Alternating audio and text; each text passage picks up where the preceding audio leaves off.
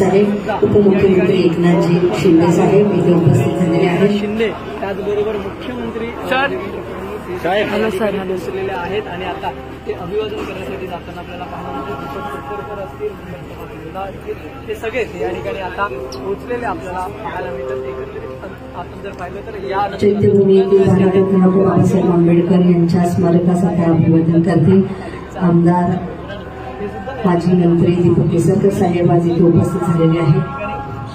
हे झाल्यानंतर समोर जो आपण या ठिकाणी जो स्टेज पाहतो या ठिकाणी या सगळ्यांच्या असमोर आहे. तर या ठिकाणी जे आहे आपले 2 शब्द